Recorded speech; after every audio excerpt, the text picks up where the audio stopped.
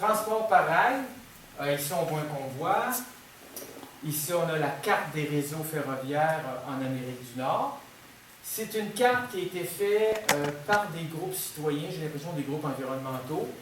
La carte, quand on regarde celle du Québec, on ne voit qu'une voie, finalement, la voie en vert, qui mène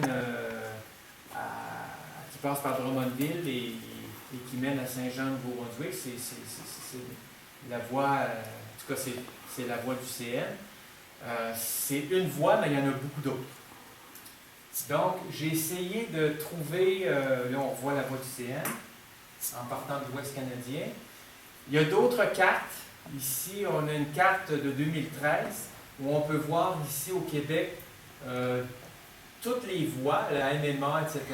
Ce sont des voies, mais ce ne sont pas toutes des voies qui vont transporter du pétrole, comme on s'en doute. Là, on a de cette île, évidemment, ce sont des voies ferroviaires pour les mines qu'on retrouve dans le nord du Québec, etc., etc. Une autre carte que j'ai trouvée sur Internet, sur un site de Radio-Canada. Donc, on peut voir différentes voies ferroviaires. Il y en a ici, par exemple, pour de Joliette en allant vers Sainte-Élise-de-Valois, la petite voie qu'on voit ici en bleu. Puis, il y a ici la voie qui passe sur la Rive-Nord, qui est la voie Québec-Gatineau. Ici, on a une carte de 2012 de Transport Québec qui nous permet quand même de mieux voir les différents réseaux, comment ils sont connectés. Donc, on peut voir ici le réseau de la Naudière, ici on peut voir de Joliette à Sainte-Élise-de-Valois, etc. On voit notre ligne Québec-Gatineau ici, avec une partie qui monte vers Shawinigan, qui passe près de la Gabelle, etc. Sur les sites des compagnies, rarement, mais parfois, on trouve des cartes interactives. Ici, encore là, c'est Genesee et Wyoming. C'est une grosse filiale américaine qui transporte beaucoup de produits pétroliers. Ils ont des filiales canadiennes, ils ont plusieurs filiales québécoises. Il y en a une qui s'appelle Saint-Laurent-Atlantique. Et sur la carte, quand on fait un zoom, on peut voir où ça passe. Donc, on peut voir que là, on passe en plein milieu de la municipalité de Durham-Sud, qui est située là, aux confins de l'Estrie, centre du Québec et la Montérégie. Donc, évidemment, ça passe en plein milieu des municipalités. Ici même, à Trois-Rivières, on a le Québec-Gatineau, qui passe, là, évidemment, la section qui est ici en orange.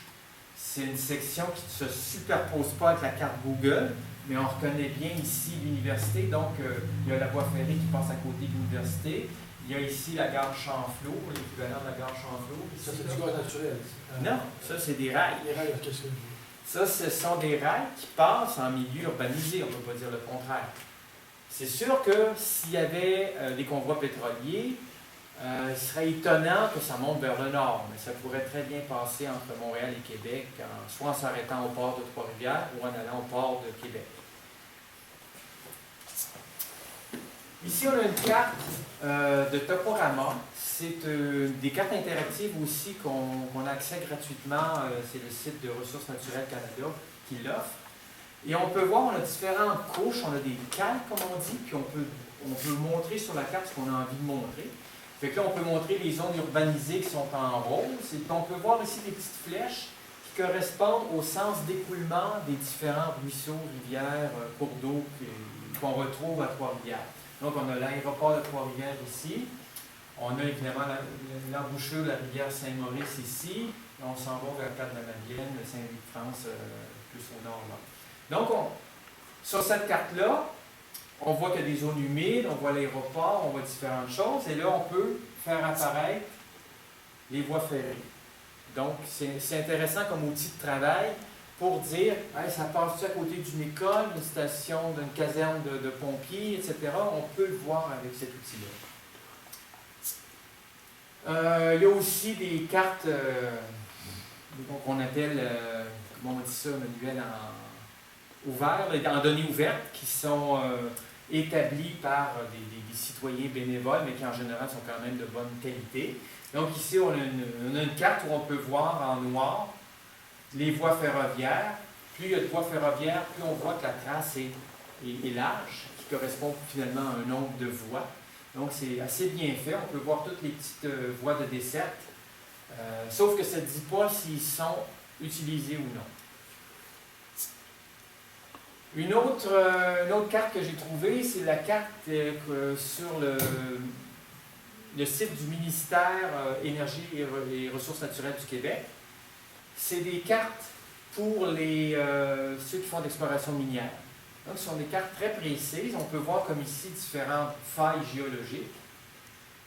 Et puis, on peut là aussi faire apparaître différentes couches. Comme ici, il y a une couche, évidemment, il y a des zones d'exploitation minière, mais il y a aussi en jaune des petites régions, comme on peut voir des réserves écologiques, qui sont soustraites à l'exploration minière.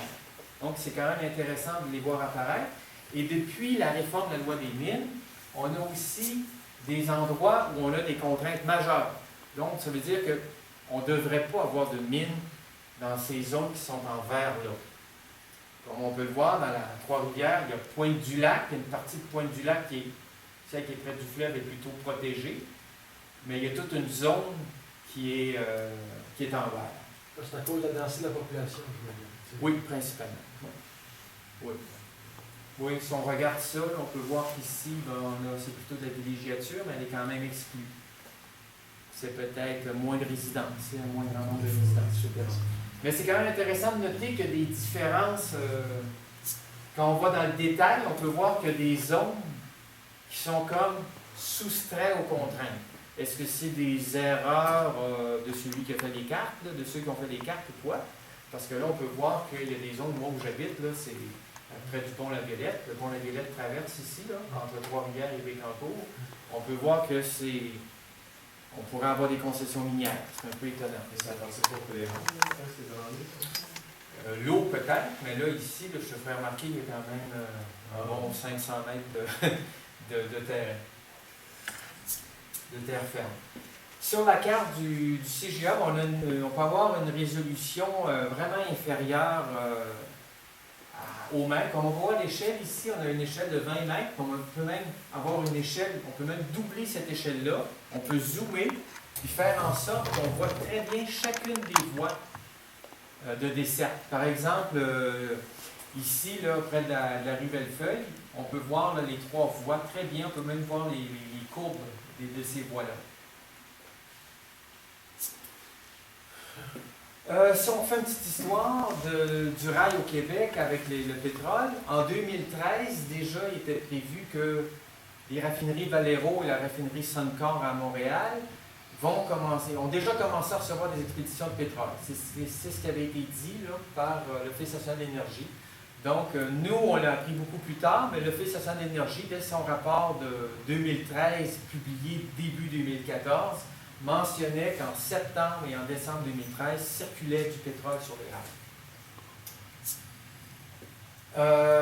Ici, en 2014, il y a les maires de Saint-Bruno, Longueuil, Boucherville, Varennes qui commencent à être inquiets. 28 mai 2014. À Montréal aussi, surtout dans la presse anglophone, ils sont un peu désolés de voir qu'il y a de plus en plus de wagons-citernes remplis de pétrole qui circulent sur le territoire de Montréal. Ça, c'est une photo que j'ai prise à Montréal le 30 juillet. Donc, on peut voir que même au Vieux-Port, dans le quartier historique, il y a des wagons de pétrole qui circulent. Et si on regarde l'augmentation du trafic depuis l'an 2000 jusqu'à aujourd'hui, enfin, on n'a pas les données 2015, mais on a les données 2014, on peut voir une augmentation d'un facteur 3 environ du trafic pétrolier au Canada. Et ça, ici, on a l'accident de lac Mégantic qui a peu changé la donne. Peut-être que pour un mois ou deux, il y a eu une diminution pour ce mois-là, mais par après, c'est revenu à peu de choses près à la normale. Aux États-Unis, l'accident de lac Mégantic aussi n'a pas vraiment changé la donne. Ça poursuit sur sa lancée. Donc, on a une augmentation. Vous noterez qu'à l'heure actuelle, on a de l'ordre de 1,7 million de barils de pétrole par jour qui transitent sur les voies. Donc, c'est presque 2 fois l'énergie S. Encore 2 fois Keystone. C'est 2 fois Keystone. Les différents projets de rail, bien évidemment, il y en a un qui se dirige ici vers Portland, qui passe par le Maine, il y en a un vers Portland qui n'est pas noté, mais il y en a un qui pourrait se diriger vers le Nouveau-Brunswick en passant par le Maine. Il y a le projet de chaleur terminale qui va jusqu'au Bas-Saint-Laurent puis qui coupe vers le Nouveau-Brunswick vers Bathurst, Belgium pour le terminal pétrolier de Belgium. Et puis, on a ici une voie là, pour aller à Sorel, qui, elle, est déjà en fonction. Et puis, ça provient du rapport de M. Harvey pour la MRC de Dautré. Donc, il y a les valeurs qui sont indiquées. C'est sûr que le plus important, c'est celui de chaleur terminale, qui équivaut à 220 wagons citernes par jour ou 10 millions de tonnes de pétrole par année. On a ici sur la carte les différentes voies ferroviaires qui mènent justement dans les différentes raffineries. Et ici, on a le nombre de jours que ça prend. Donc, par exemple, pour la Los Angeles, ça nécessite de l'Alberta environ 2 semaines et ça coûte entre 13 et 18 $ le baril par rail. Donc, ça donne une idée, en tout cas une bonne ordre de grandeur du transport par rail. On n'a pas les flux, malheureusement, on peut avoir tout sur le même graphique, mais enfin, là, ici, c'est juste pour indiquer quelles sont les différences de prix selon les différents endroits sur le pourtour du continent, parce qu'évidemment, les raffineries ne se situent pas à l'intérieur des terres, mais plutôt le long d'un océan, face à un océan. Transport par rail, quels sont les avantages? C'est qu'il est plus rapide que les autres. En moyenne, c'est 30 km/h. C'est sûr qu'on le voit maintenant que la régulation est un peu plus contraignante. Peut-être que cette vitesse-là est un peu plus basse à l'heure actuelle, parce qu'il y a certains tronçons que tu ne peux pas dépasser 10 km/h. Mais encore maintenant, grosso modo, c'est 50 km/h en zone urbanisée. Tu ne peux pas dépasser 50 km/h. Mais si on fait 50 km/h pendant un petit bout de temps, on peut peut-être avoir une vitesse moyenne de l'ordre de 30 km/h si le convoi ne s'arrête pas, évidemment.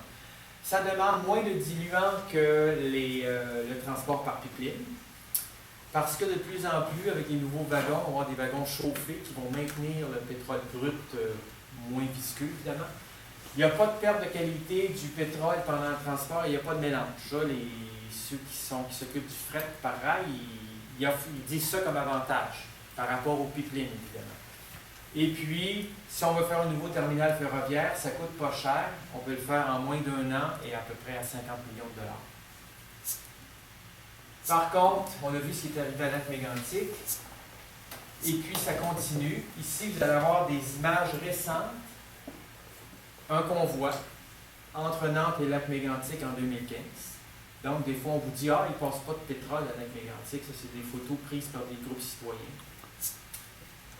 Avec, ici, on voit les détails sur les produits qu'on peut retrouver à l'intérieur, avec des panneaux qui indiquent le type de produits qu'on retrouve à l'intérieur du wagon.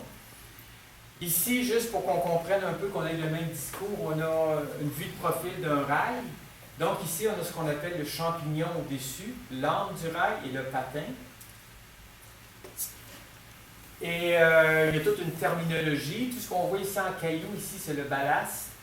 On a les traverses en bois, généralement, et on a des crampons, on a des anti-acheminants, et on a finalement des semelles, etc. Bon, je vais passer vite, mais juste au moins pour qu'on ait la bonne terminologie si possible. Donc ici, on a des photos là, du rail entre Nantes et Lac-Mégantic. Nantes, c'est la municipalité qui est environ à 10 km de Lac-Mégantic. Donc on peut voir ici, le rail est complètement mangé, rongé sur la partie extérieure du rail. Ici, c'est bossé, là. On voit vraiment qu'il y a eu une bosse. Plus loin, on voit que le rail est fissuré, corrodé. Parfois, on parle de moisissure. Il y a les traverses qui sont moisies. On a les crampons qui ne sont plus là. Le ballast ne fait plus son rôle, ne joue plus son rôle. Il y a une résurgence d'eau au printemps. Il y a de la boue. Fait que ça absorbe plus le transport des wagons-systèmes. Donc là, il y a des problèmes à venir, disons. Et il y a d'autres photos où on peut le voir sur plusieurs traverses. Il y a deux défauts là-dessus. La rail, Le rail, oui. et plus là. Ouais. Et l'état général, là, quand on s'approche du rail, c'est ça. J'espère qu'on va pas ça dans notre région, là, parce que ça serait inquiétant. Ça serait vraiment inquiétant. Ailleurs, ben, les rails ne sont pas nécessairement en meilleur état. Ça, c'est en Alabama. Il y a eu, et là, c'est encore en milieu humide. C'est vraiment dommage, mais c'est un milieu qui vient d'être contaminé pour un bon bout de temps. Ça, c'est au Dakota du Nord. Ça, c'est un convoi qui avec du pétrole de schiste du Bakken. On voit que ça a explosé un peu comme un lac mégantique. On le voit sous un autre angle. On voit que du pétrole un peu partout là, qui est répandu. Ça, c'est l'accident de rail du 30 avril 2014 en Virginie, le long de la James River. Donc, le convoi passe en pleine ville, mais juste sur le bord de la rivière. Donc, les wagons ont tombé, comme on peut le voir ici. Là. Ça, c'est l'accident de Bogama le 7 mars 2015. Il y en a eu d'autres. J'en en laisse quelques-uns. C'est juste pour vous dire que depuis le lac mégantique, ça continue. Et ça va encore continuer parce qu'il y a une augmentation du trafic de wagons de pétrole sur les rails. Donc, à Gogama, la nuit et le matin, ben, ça ressemblait à ça. Là. Donc, un enchevêtrement de wagons. Et puis, encore là, on est aux abords de zones humides. C'est souvent le cas, malheureusement. Donc, transport par rail, je vous l'ai déjà mentionné.